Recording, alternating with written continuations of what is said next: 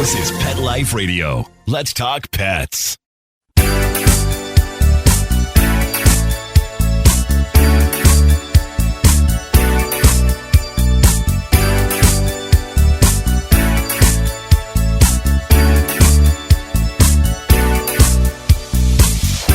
Hello, you're listening to Animal Party with me, Deb Wolfe, on Pet Life Radio. And I had this whole thing planned. Yeah, I was going to talk to you all about breed recognition, which I still will, and how to introduce two dogs, which I still will. And I was even going to do some cat topics today because, you know, the cat people get very upset when I don't cover cat topics every week. But then, well, this is sort of cat related, I guess. Then I got all these emails and texts because, so much in social media, because there's been a lot of trouble with cougars. And in fact, so people are really, really afraid and they want to know the facts on cougars and they want to know how to be safe with cougars. Now, some of you may be thinking, what? Don't you live in the city? Why are you dealing with cougars? Okay, yeah. But cougars, people go camping, people go to cottages and cabins, and people go out hiking, and people encounter cougars all the time. So one of the attacks recently is in British Columbia, where I live, and it's on Vancouver Island. And the other attack recently is in Washington State, near Tacoma. Now, the incident in Tacoma was a 9-year-old girl attacked. And she was walking with two of her friends, and the other two friends ran for it. And she tried to fight off the cougar by herself. And then a group of parents came and chased it away. And she went to the hospital. She's doing okay, but she had severe wounds, many, to her head and her body. So that's what happened in Tacoma, Washington. Not so far from Seattle, not in the middle of the bush, but in a park on a wilderness sort of adventure day. On Vancouver Island, Dee Gallant was walking her dog and in a place called Duncan, and she felt like she was being watched. And I saw the video. She sees the cougar sees her, the cougar's staring right at her, and she's saying, bad kitty, which, you know, okay, it is a kitty, I guess. Anyway, that didn't work. So she started waving her arms. She never took her eyes off the cat, which is what you're supposed to do. She did everything right. She didn't run. She waved her arms and she yelled. None of that was working. The cat was stalking her and getting closer and closer. And so she pulled out her cell phone, and I guess she had Spotify. I don't know. She had a music she likes, and she put on "Don't Tread on Me" by Metallica. She blasted that cat with heavy metal, and it worked. The mountain lion ran away. So for those of you who don't know, cougars, mountain lions, pumas, those are all the same animal. And they look like a lion without the big shaggy mane. And they are at the top of the food chain. They are unpredictable. We don't really know what triggers their attack. They have incredible speed, incredible strength, and are pretty scary because they're stealthed. You often don't see them, but they see you. So now, is it really that dangerous? Is it really that common? Well, no. In the past 100 years, only 5 people have been killed by cougars in my province of British Columbia, which, you know, in comparison, three Canadians are killed every year by bees. So, you know, 3 a year by bees, 5 in 100 by cougar. So, okay. But then again, bees are everywhere. Cougars are pretty remote most of the time. Last weekend, one was spotted in a very swanky neighborhood of West Vancouver, strolling down a suburban street. And so that was on the news. So they are sometimes near humans, and they're more likely to come out at night, but not always. So dawn and dusk are dangerous times. Kids should always stay in groups, always be together. And ideally, I mean, they say if your child is even 16, he or she may not be considered an adult by a cougar. And they do look for young. They hunt young deer, young moose, and unfortunately, they like the look of children. So I'm not exaggerating that one. If you're in cougar country, keep your kids with you, hold their hand, be right there. Don't let them wander ahead and run off into the bushes by themselves. Coyotes will attack, and bears will attack children too. And children are not the best at obeying the rules of don't run, right? When they see a cougar, they're going to just bolt and the cougar's going to chase them and be faster than them. So you definitely want to be there to hold their hand and make them stand up and be big and pick them up if they're little, right? Hold them right in your hands and yell and scream and make the cougar aware that you are human and you are not easy food. So you got to teach your children what to do about this and make sure they're supervised and playing in groups. Get your children in before dusk and outside after dawn. Now, right now, and where I live, where the cougars live, it's late, so late that this really isn't a hardship for kids. I mean, what are they doing out at 10 o'clock at night anyway? They should be inside. That's when the predators are out. Okay, so I'm reading from a list of safety guide to cougars from the BC Wildlife.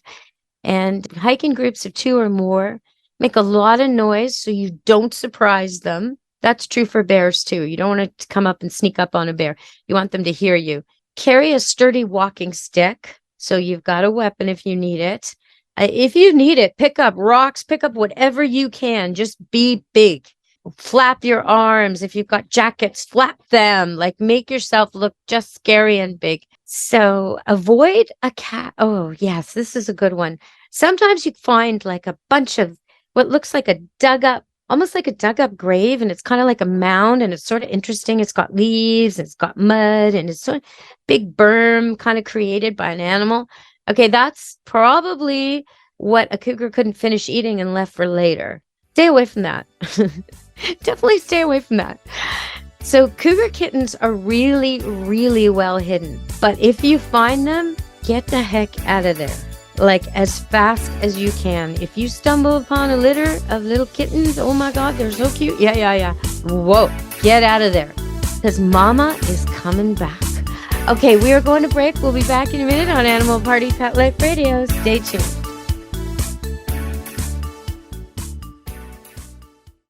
Take a bite out of your competition. Advertise your business with an ad in Pet Life Radio podcasts and radio shows. There is no other pet-related media that is as large and reaches more pet parents and pet lovers than Pet Life Radio. With over 7 million monthly listeners, Pet Life Radio podcasts are available on all major podcast platforms, and our live radio stream goes out to over 250 million subscribers on iHeartRadio, Odyssey, TuneIn, and other streaming apps. For more information on how you can advertise on the #1 pet podcast and radio network, visit PetLifeRadio.com/advertise today. Let's Talk Pets on PetLifeRadio.com.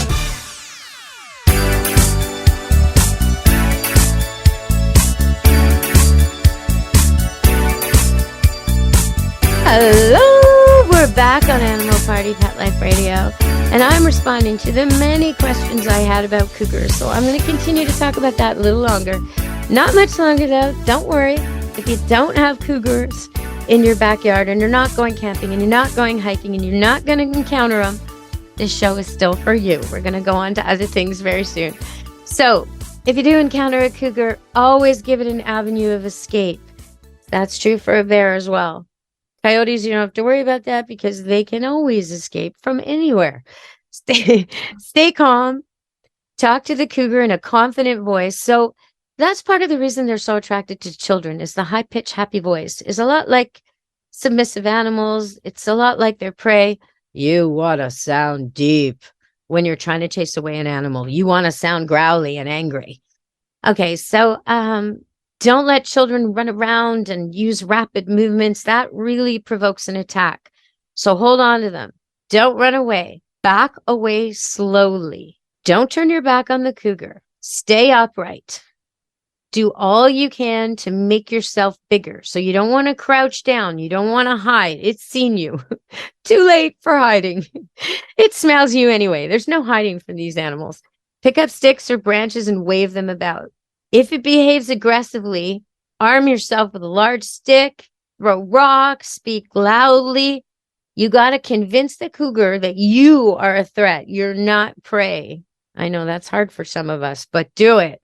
This is a big, Academy Award winning thing. You got to act like your life depended on acting like you want to kill that cougar, and he should be scared of you. If a cougar does attack, fight back. Many, many people have survived cougar attacks just with bare fists, fishing poles, rocks, sticks, bicycles. As in one case recently, a lady put her bike between her and the cougar. So they are a vital part of our wildlife, and we do need them. Yeah, I know. It seems like we should just get rid of all the animals that we're scared of, but that doesn't really work in the scheme of things. In fact, something will just replace it. And the cougar's pretty much, like I was saying, 5 in 100. There's only been 3 deadly attacks in the United States in a long time. I think it's about 100 years. It's really long. Surprisingly long, actually. So really, they're not, they shouldn't be eliminated. They should be understood so we can live with them and not be attacked by them. Some of the things you can do, and this is true for all of these animals, the bears, the pest animals, the cougars, and the coyotes especially, is feed your pets indoors. Keep your pets indoors at night. Forget about bird feeders if you've got these problems. If you keep chickens, use the proper electric fence. Never feed deer or other prey species. I know they're beautiful, but if you have them around, wherever there is deer, there is cougar. Yes. And wherever there is rats, there is coyote. And that's an okay combination. We definitely want them as our rat killers, because there's about 100 rats to every person in most cities, especially port cities like New York or Vancouver or Montreal. Is bad. So we need some help with our rodents. Yeah, definitely. All right. So now I'm going to talk about, let's see, on a lot of questions. I feel like, okay, you know what? I'm going to end this. I'm just going to go through, before we go to the next break, I'm going to go through the 10 craziest calls, weirdest calls they got of the 30,000 calls they got at BC Wildlife on the hotline. So most of the calls were actually things. This is where humans and wildlife clash. So, I can't get out of my house because there's a wild animal there or something like that, right? There's been a bear attack. It's killed some of my animals or this kind of a thing. That's what you're supposed to call for. Okay. So number 1 on this list is a peacock. Peacock, the people called the wildlife hotline. It's called the Human Wildlife Conflict Hotline. Yep, they called because a peacock had wandered into their house. And so the wildlife hotline people asked, do you want it removed? And they said, no. The weather isn't so good today. We'll just keep it. And because we don't want it to get cold. Clearly an emergency. All right. So another one, someone called the wildlife hotline because there weren't that many tadpoles in their pond this year. Yes, definitely 911. All right. Then there's another one. People called because there was a bighorn sheep that they thought he was a ram, a lone ram, and they thought he was lonely and he needed a mate. Like the Conservation Service is a dating service for animals. No, they're not. They don't deal with that. A bear attack. Yeah, okay. You think that? Yes. Call if the bear attacks. Absolutely. But the bear attacked a statue. Yeah. Okay. Not really 911 on that one. Black and gray creatures flying over. Yes. Unidentified flying birds. Yes. That was the problem there. Okay. Or possibly owls, but either way, not an emergency. Okay. Moving on the list. Rustling in the bushes. Yes. They were called for rustling in the bushes. That could be a mouse, somebody's cat. It could be anything, really. That's totally okay. Someone else called for snakes in the garden, expecting the wildlife to remove these naturally occurring harmless snakes. Someone else called because of an otter family they spotted in a park. I don't know what they wanted the otter family, what they wanted to be done with the otter family. Someone called about a dead shrew. And someone called, now this is interesting, about a badger making a den in their backyard. And this was in a suburb, and they didn't want it removed. Now that puzzled me because I would not want a badger in my backyard. So there you go for the 10 top weirdest calls of 2022 to the Human Wildlife Conflict Hotline. All right, stay tuned. We'll be back on Fun Animal Party on Pet Life Radio with dog and cat stuff.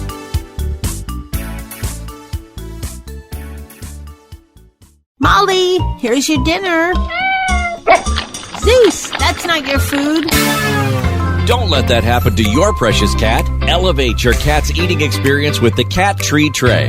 The Cat Tree Tray keeps your cat's food off the floor and conveniently located on the cat tree. It's the perfect way to eat. It's a beautiful wrought iron tray that easily attaches to your cat tree and keeps dogs and other critters out of your cat's dish. A must for multi-pet households. There's a 6-inch tray for large bowls and a 4-inch tray for smaller bowls. Purchase your Cat Tree Tray today. Go right now to cattreetray.com. That's cattreetray.com. CATTREETRAY.com. Let's talk pets Let's talk pets on Pet Life Radio. Pet Life Radio. PetLifeRadio.com.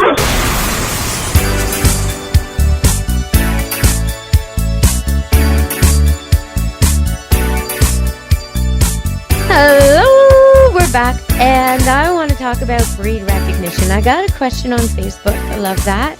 And if you ever want to suggest a video to me, you can go to Deb Wolfe-Petexpert on YouTube, and I would love to hear your suggestions because I'm making videos all the time.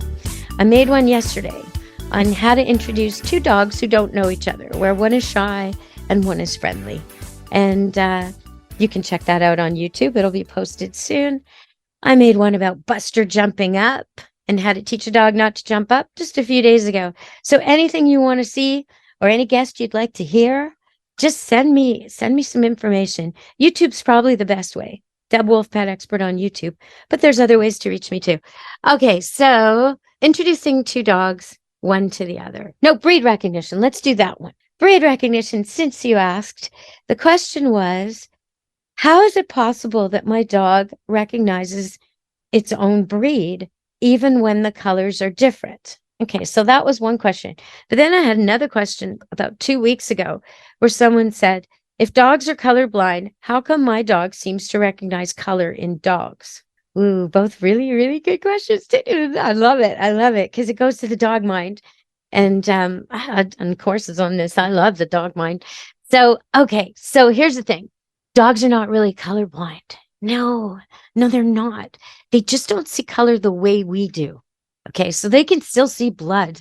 They can see red. They can see variations of grays and solids and shades and brightnesses. And they have an idea of color. It's just not the same as ours. And really, if you think about it, how do you know that my view of blue is the same as yours? You remember that exercise that went out on the internet a while back where everybody had to guess what color the dress was, and some people thought it was red and some people thought it was blue? That was kind of remarkable, but it's kind of like that. So does a dog just see everything as one shade of nothing? No, then it would bump into things all the time.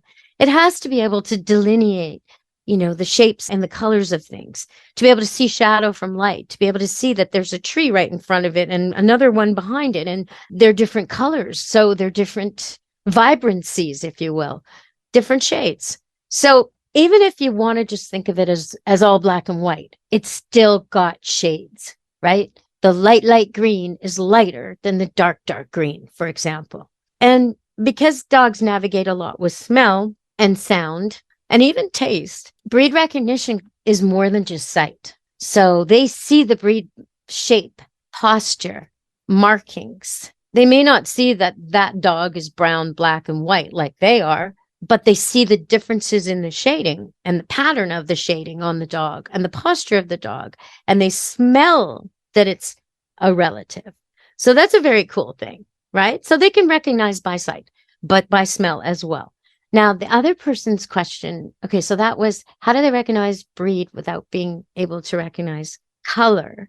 They can recognize color, but there's so much else going on when they recognize a breed. And there's some other things too. Like, okay, so here's something.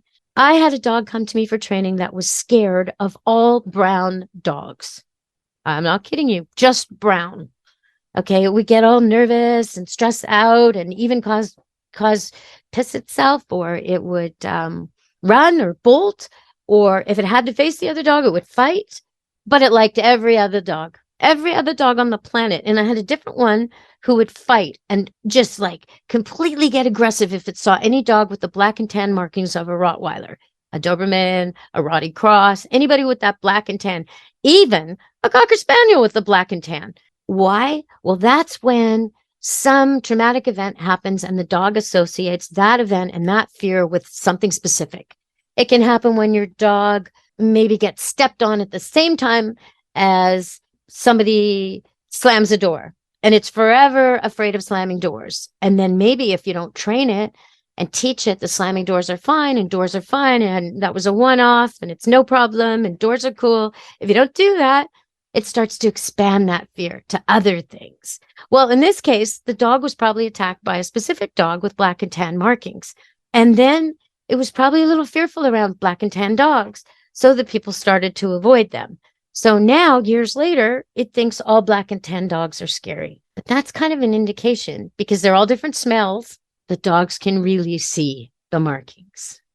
So I like that question. Thank you so much for asking that. We did have a lot of cougar questions. Oh my goodness. I was so happy to see a dog question. And then I had a cat question come in. Someone said, thank you so much for the YouTube description of how to train a cat. Can you demonstrate? Oh, Bobby the Bobcat, you've got work. Okay, I will teach Bobby some commands. I haven't done it yet. That's my part, being lazy, because Bobby wants to learn. And he does some things, like he comes to his name, and if I kind of rub two of my fingers together, my index finger and my middle finger, if I sort of twiddle them together, making a little tiny sound as I do it, he will come to my hand every time. Also, if I rub the back of my chair, the chair I sit in when I do radio, he will climb up the chair and go to the top of it. So he's got a few basics. How did I teach him those basics? Well, I used to say his name, Bobby, Bobcat, whenever I saw him running toward me, whenever I thought he wanted to be with me, whenever I was ready to pick him up and give him a cuddle, and whenever I fed him. That's how he learned his name. Then the twiddling of the fingers I would do while I was feeding him, and he was sort of twirling around my legs. I would do that and then pet him, do that and then pet him. And, you know, as I say it, I realized I wasn't even thinking of training him. That's just how I am with my cats. And then why is he on the top of my chair? Well, I've always had a cat on the top of my chair. And I've been doing radio since 1997. And pretty much from the very first show, they figured out that I am stationary. It's the one time where I'm not moving around, filling water buckets and checking for mats in the backs of dogs' ears and doing all kinds of stuff. I just sit still. So if one of them gets the exalted, the much fought over position of behind my head on the top of my big chair while I'm on the radio, that cat gets my free hand stroking it. And so they've all learned to go up there. But Bobby really likes it up there. So when he was quite young, he was smelling the chair and getting to know the chair where the gray tabby that had passed before him, the one I was so attached to before, Knuckles, who had many, many claws extra. Knuckles used to be up there. And so Bobby was very curious about the smell, and I just would kind of lift him up to the place a couple of times only. And that's all it took. He figured it out. Oh, okay, I can climb this chair. Right. No, cats have been here before. I will be the new cat on the back of the chair during the radio show. That's my job. And actually, it's very, very rare. Like lately, I've been doing some Zoom meetings, and the cats mistakenly think I'm going to be here for a while making a show, and they come running. And so when I do the Zoom and the screen goes on, people see me with a cat on my head, basically. And it doesn't hurt because all my meetings are pet related. So that's how that works. So I will. I mean, I've got a few plans for YouTube videos coming up. Going to do some more dancing with dogs. We did a beginner lesson. So we're going to do the intermediate and then the advanced with the same dogs, with different dogs. And we did a workout with dogs. We did, well, my version of yoga, goat yoga. I say, forget about it. No goat yoga. Do dog workouts. No poop, right? Nothing gets eaten. Your hair won't get eaten. Your clothes won't get eaten. There's no puddles on the floor. No. It's much, much, much better. And you get the same distractions and the same affection. In fact, more affection, as you see. If you go to my Deb Wolfe Pet Expert YouTube site, you will see me trying to work out and control my breathing and be aware of my muscles and my posture and all this stuff while dogs are like trying to give me kisses on the face and interrupt me in every way you can think of. That's cute. So check that out, Deb Wolfe Pet Expert on YouTube. And I guess for cats, start right now. The next time you go feed your cat, instead of just pouring the food or go into the can opener or go into the fridge, whatever it is you're doing, yell out his name first. So, Bobby, Mittens, Furball, whatever you call him. And then give him a chance to come. If he doesn't come, open the thing, pour it out. But I would say just give him half what you usually give and put it away. Wait till he finishes it.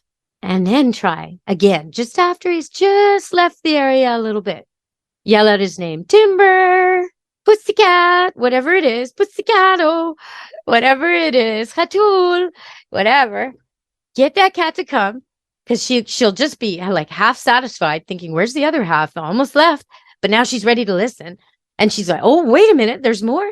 But she's coming to the sound of her name instead of the sound of the can opener or the fridge or the food. She's coming to you, calling her. And now, instead of food just appearing, mwah, magic, abracadabra. No, it's connected to you. You gave her that food. She'll understand. I mean, she's probably bringing you mice. She understands this. So, yeah, get her to come for her food. Start right there. All right, everybody. I will do some YouTube videos on how to train a cat. When we have someone to film it and the cat in the right mood, we will get right on that. And I think I'll do, I'll show you how to do sit and shake paw. Because why not, right? Cats are just as smart as dogs and they learn just as fast, if not faster. And yeah, no, there's no seeing eye cat, but that's not because they can't learn. Think of the circus cats. Think of how they would have a whole bunch of cats in a giant ring and all these people in the audience and distractions and things to scare them and whatever. And the cats just do their thing. They jump through hoops and they do their thing. Yeah, well, your cat's got that in him. He does. All right, everybody. Thanks for listening. And I hope you'll join me, Deb Wolfe Pet Expert on YouTube. And from me, Deb Wolfe, Animal Party Pet Life Radio. Be good to your animals. Let's Talk Pets, every week on demand, only on PetLifeRadio.com.